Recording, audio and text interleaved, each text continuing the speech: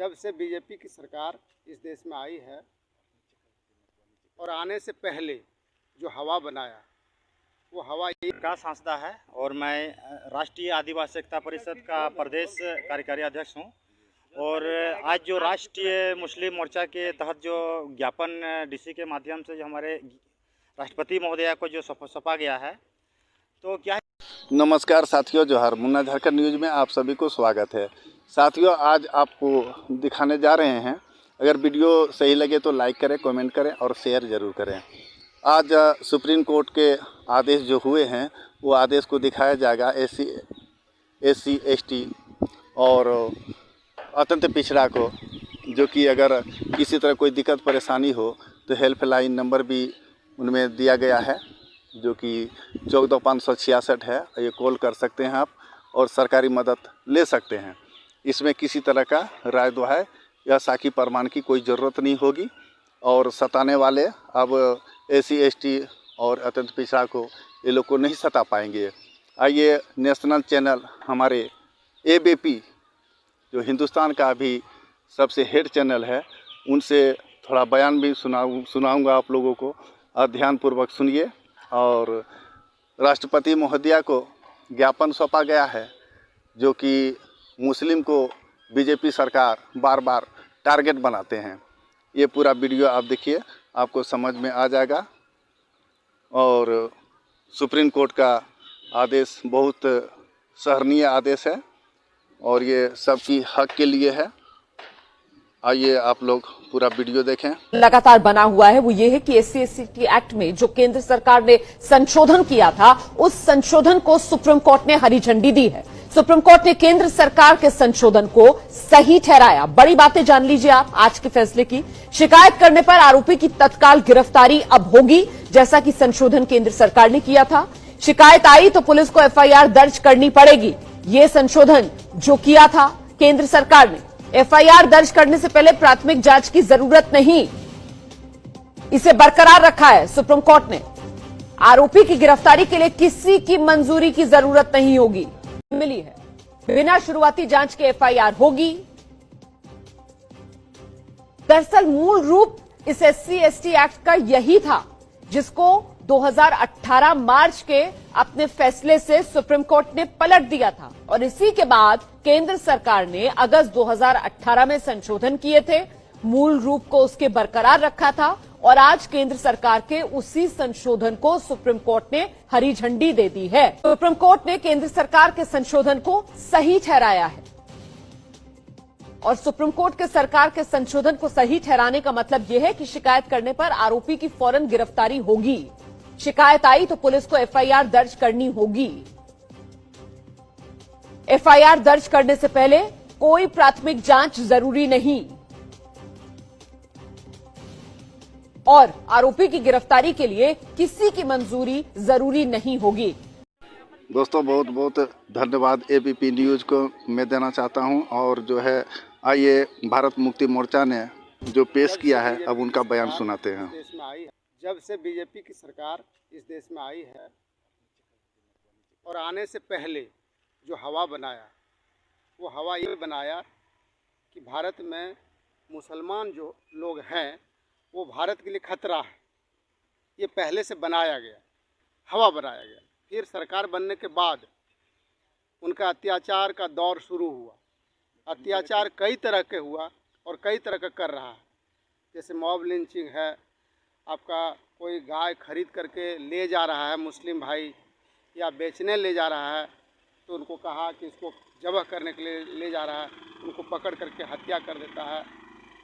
उनके घरों पर बुलडोज़र चलवा करके उनका घर विध्वंस कर दिया, बेघर कर दिया। उनको मुसलमान होने के नाम पर गाली दिया जाता है। उनको कहता है कि बहुत ज़्यादा ये बच्चा पैदा करता है, ये देश के लिए खतरा है, धर्म के लिए, हिंदू धर्म के लिए खतरा है।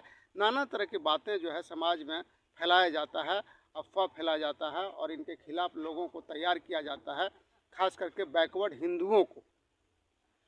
ये आप जो ज्ञापन दे रहे हैं, ये कौन संगठन है, कौन सा बताइएगा तो? यह है भारत मुक्ति मोर्चा, जो पूरे देश में और साथ में जो है मुख्य तौर पर जो अगुवाई कर रहे हैं वो कौन सा है? राष्ट्रीय मुस्लिम मोर्चा। ये कौन सा आपका संगठन है? मुस्लिम मोर्चा। पहले सर अपना परिचय बताइए। जी, मेरा नाम वसीम अंसारी हुआ और मैं एक राष्ट्रीय मुस्लिम मोर्चा का सदस्य हूँ। अभी फ़िलहाल जो है महामहिम राष्ट्रपति महोदय को हम लोगों ने एक ज्ञापन दिया, जिसमें देश भर में हो रहे खास करके मुसलमानों को जो टारगेट किया जा रहा है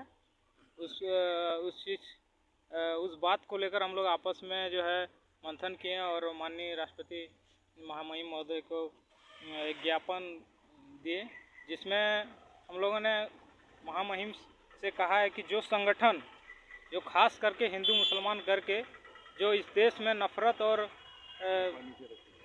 नफ़रत का माहौल पैदा कर रहे हैं, उस संगठन पर एक्शन लिया जाए, उसे बंद किया जाए और साथ ही साथ जिस जगह भी मॉब लिंचिंग की समस्या आई है या मॉब लिंचिंग हुए हैं, मुसलमानों को टारगेट किया जा रहा है, उस पर पुलिस निष्क्रिय हो गई है, उसे सक्रिय होने की ज़रूरत है। बस इन्हीं बातों को लेकर हम लोगों ने ज्ञापन दिया है। अब सरकार से मांग करते हैं कि इस पर भी क्विक एक्शन लिया जाए। ये क्या नाम हुआ? भारत मुक्ति मोर्चा द्वारा दिया गया ज्ञापन सर कितने पेज का है? वो राष्ट्रीय मुस्लिम मोर्चा, और कोई है? 2 ही है मोर्चा अभी। चलिए। हाँ, बताइए, कितना नाम पेज है? के बताएं? 5 पेज का, 5 पेज। 5 पेज का दिए हैं। विद्यानंद किशोर। और कुछ कहना चाहते हैं? यही कहना चाहते हैं, सरकार से मांग है कि जो नफरती चिंटू लोग हैं, आरएसएस है, विश्व हिंदू परिषद है, बजरंग दल है और भी उनका अभिनव भारत है, ये सब जो संगठन है जो इस लोकतांत्रिक देश में इस तरह का जो नफ़रत फैला रहा है और राष्ट्र को बर्बाद कर रहा है, छिन्न भिन्न कर रहा है, और किसी ऐसे कौम को टारगेट किया जा रहा है शासन सत्ता में बैठे रहने के लिए, तो इन संगठनों पर नकेल कसें और शीघ्र नकेल कसें और कठोर कार्रवाई करें, ये मांग है राष्ट्रपति महोदया से। कौन जिला अध्यक्ष हुआ आपने? क्या नाम हुआ आपका? प्रदीप कुमार अमानी, बताइए। भारत मुक्ति मोर्चा जिला अध्यक्ष देवघर। पूरे देश भर में जो नफरत फैलाया जा रहा है भाजपा आरएसएस के द्वारा और सभी उसके अभिन्न जो संगठन हैं, बजरंग दल और विश्व हिंदू परिषद, ये सब मिलकर जो टारगेट कर रहे हैं मुस्लिम समुदाय को, माने झूठे आरोप लगाकर मॉब लिंचिंग कर रहे हैं। यदि वैसा कोई कृत्य किए हो उस पर यदि करते हैं तो जायज़ है, लेकिन झूठा आरोप लगाकर जो कर रहे हैं उसका हम लोग विरोध करते हैं और पूरा भारत मुक्ति मोर्चा पूरे देश भर में राष्ट्रीय मुस्लिम मोर्चा का सपोर्ट करती है। क्या नाम हुआ आपका? आपका बहुत बहुत हम भी बोल देंगे। विद्यानंद किशोर, भारत मुक्ति मोर्चा का एक सदस्य हैं। आज के इस सरकार में मुस्लिमों का स्थिति बद से बदतर है और इस सरकार का मुख्य रूप से एंगल रहता है हिंदू मुस्लिम करना। आज़ाद भारत में से बेहतर स्थिति मुस्लिमों का अंग्रेज़ों के समय में था। अंग्रेज के समय में मुस्लिमों की भागीदारी इस देश में 33% थी और आज स्वतंत्र भारत में 0 कुछ % हो गया है। मेरा एक कहना है कि वर्तमान सरकार जो आरएसएस की सरकार है, आरएसएस की मानसिकता पर, आइडियोलॉजी पर चलती है, वो SC ST OBC को हिंदू बनाकर, तथाकथित हिंदू बनाकर मुस्लिमों पर टारगेट करवाती है। तो मेरा एक मानना है कि अभी मुस्लिमों का लगभग यहाँ आबादी 14 से 15% लगभग है, तो वो तो बहुसंख्यक है।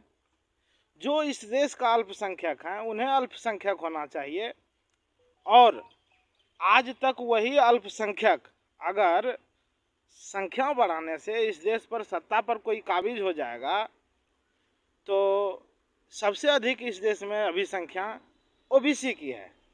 तो आज तक OBC इस स्वतंत्र भारत में क्यों नहीं सत्ता पर काबिज हो पाई है और एक अल्पसंख्यक जिसकी आबादी मात्र 3.5% इस देश में है वो आज तक इस सत्ता में काबिज हैं, जबकि संख्या के मुताबिक OBC समाज को सत्ता में होना चाहिए और OBC समाज का इस स्वतंत्र भारत में इतनी भागीदारी है कि उसकी संख्या भी नहीं गिनी जा रही है। तो मेरा कहना है कि मुद्दा हिंदू मुस्लिम का नहीं है, मुद्दा SC ST OBC का है और OBC की जाति जनगणना की है। और जाति जनगणना होगी, सारे आंकड़े निकल आएंगे और सारे आंकड़े आने के बाद सबको जो संवैधानिक SC ST OBC का जो थ्योरी है उस हिसाब से लोगों की भागीदारी होगी और उसमें शायद 3.5% वाले लोगों का सत्ता हाथ से निकल जाएगा। इसीलिए वो हमेशा हिंदू मुस्लिम टारगेट करके जो है लोगों को गुमराह कर रही है। क्या आपको ऐसा लगता है सर जो जातीय जनगणना होगी? निश्चित रूप से हमारी संगठन का मांग है। हाँ, परिचय बताइए थोड़ा। हाँ, मेरा नाम प्रकाश हांसदा है और मैं राष्ट्रीय आदिवासी एकता परिषद का प्रदेश कार्यकारी अध्यक्ष हूँ। और आज जो राष्ट्रीय मुस्लिम मोर्चा के तहत जो ज्ञापन DC के माध्यम से जो हमारे राष्ट्रपति महोदया को जो सौंपा गया है, तो क्या है कि आज देख रहे हैं कि जब से यहाँ पे RSS और BJP की सरकार बनी है तो इस देश में एक विशेष जाति समुदाय के लोगों को, हमारे मुस्लिम भाई को ये टारगेट किया जाता है, उनको झूठों का मॉब लिंचिंग करके और उनको लव जिहाद के नाम पे, और फिर जो 70-80 साल से जो रह रहे हैं जिस गांव में उसको उजाड़ा जा रहा है बुलडोजर करके। तो ये संविधान विरोधी है और हम लोग इसका पुरजोर विरोध करते हैं। और ये भारत देश ये सभी लोगों का है, संविधान सभी लोगों का, सभी लोगों बराबर है, सभी लोगों को जीने और हक अधिकार है। और जो संगठन अभी है RSS, APBP, अखिल भारतीय विद्यार्थी परिषद, और जो विशेष करके जो टारगेट करते हैं लोगों को, जो गैर रजिस्टर्ड संगठन है, इसको बैन करने की ज़रूरत है, इसको बंद करने की ज़रूरत है, क्योंकि ये संगठन देश में नफरत फैलाने के काम कर रहे हैं और इसकी वजह से आज ये घटना देखने को मिल जा रहा है, जिसको हम लोग भरसक निंदा करते हैं। और ये देश में अशांति भंग करने का एक तरह से साजिश है, जिसको हम लोग भाईचारा के द्वारा, ST SC OBC और माइनॉरिटी के द्वारा कभी हम लोग सफल नहीं होने देंगे इस चीज़ को। आप संगठन में क्या है? मैं राष्ट्रीय आदिवासी एकता परिषद का मैं कार्यकारी प्रदेश अध्यक्ष हूँ। सर बताया जाता है जो उत्तर प्रदेश में अगर घर जो तोड़ा जा रहा है वो सरकारी ज़मीन है और वो लोग बता रहे हैं 70-80 साल से बसे हुए हैं। नहीं, सरकारी ज़मीन है तो वहाँ पे सरकार के द्वारा मानना सारी सुविधा दिया गया है, पानी बिजली वहाँ पे है, वहाँ पे आवास दिया गया है, PM आवास भी। तो फिर ये कहाँ से सत्य है, कहाँ से सही है? ये तो अनलीगल बात है ये तो। और ये सिर्फ ये साजिश है और सरकार भी कार्रवाई ये नहीं करती है, कार्रवाई उस पर होना चाहिए। और यहाँ तक कि जजमेंट जो होता है हाई कोर्ट का, सुप्रीम कोर्ट का जज कोर्ट के द्वारा, उसको भी अवहेलना किया जाता है। क्या कोर्ट का आदेश के बगैर तोड़ रहा है? हाँ बिल्कुल, ये यूट्यूब के माध्यम से उनके संगठन के लोग जुड़े हुए हैं, वो दिखते हैं और ये उनका भी अवहेलना करते हैं ये, ठीक है ना। तो ये लोकतंत्र कहाँ है यहाँ पे? लोकतंत्र यहाँ पे ख़त्म होता हुआ नज़र आ रहा है यहाँ पे। ये तो राजतंत्र दिख रहा है। ये तो कोर्ट के आदेश नहीं चल रहा है, बिल्कुल नहीं चल रहा है वो तो। चूँकि अभी EVM का भी मसला आया कि EVM ने उसको बैन करने का वो दिया, लेकिन सरकार इसको मतलब कि गिनती नहीं करा रही है, मिलान नहीं करा रही है। तो EVM से अभी भी घोटाला बन रही है और इसकी वजह से सरकार तनाशा बन रही है और इसकी वजह से वो गलत फैसला ले रही है। ये नाजायज़ सरकार है ये। जबकि देखते हैं कि बड़े बड़े जो देश है जो काफ़ी टेक्निकल में आगे है, वो देश EVM से चुनाव नहीं करा रही है। जबकि भारत में क्या है कि सभी लोग 5G 2G मोबाइल भी नहीं चला पा रहे हैं और यहाँ पे EVM ज़बरदस्ती थोपा जा रहा है। बस इतना ही रखिए। चलिए, आपका बहुत बहुत धन्यवाद। धन्यवाद सर, आपको भी धन्यवाद, आपके चैनल के आपको भी धन्यवाद। हिंदुओं का दुश्मन है, इस देश का दुश्मन है, भावी दुश्मन है मुस्लिम समाज। जबकि ऐतिहासिक तौर पर अगर देखा जाए तो मुस्लिम इस देश का मूल निवासी है, वो हमारे भाई थे। आज धर्म के मामले में भले वो अलग हो गए हैं और इस देश पर जब जब खतरा आया, इस देश ने जब जब एक अच्छे कदम को उठाया तो उस समय मुस्लिमों ने साथ दिया है। यहाँ तक कि हमारे राष्ट्रपिता ज्योतिबा फुले को जब घर से शिक्षा के आंदोलन में बाहर निकाला गया, गांव छोड़ना पड़ा, परिवार छोड़ना पड़ा, तो उस समय हमारे एक मुस्लिम भाई उस्मान शेख ने उनको आश्रय दिया, रहने के लिए जगह दिया, शिक्षा केंद्र खोलने के लिए जगह दिया। और इतना ही नहीं, जब भारत चीन का युद्ध हुआ था तो हैदराबाद के निज़ाम ने लाखों टन, हज़ारों टन सोना जो है इस देश को दिया। तो हम कह सकते हैं कि मुस्लिम इस देश का खतरा नहीं है, इस देश का खतरा नफरती लोग हैं जो हिंदू मुस्लिम करके यहाँ के भाईचारा को, यहाँ के शांति को भंग करना चाहते हैं। खतरा उनसे है, नफरती लोगों से, जातिवादी लोगों से खतरा है, जो नफरत फैलाते हैं, जातिवाद फैलाते हैं, जातिवाद की कमाई खाते हैं। हाँ, अतः मैं सरकार से मांग करता हूँ कि ऐसे नफरती लोगों के खिलाफ सख्त से सख्त कार्रवाई करें, नहीं तो हमारा भारत मुक्ति मोर्चा, राष्ट्रीय मुस्लिम एकता परिषद इसके विरोध में चरणबद्ध आंदोलन करने के लिए तैयार है। आप लोग ज्ञापन दे दिए हैं? जी निश्चित रूप से। 5 पेज का मैंने देखा ज्ञापन जी जी जी निश्चित रूप से। चलिए, आपका बहुत बहुत धन्यवाद सर। धन्यवाद।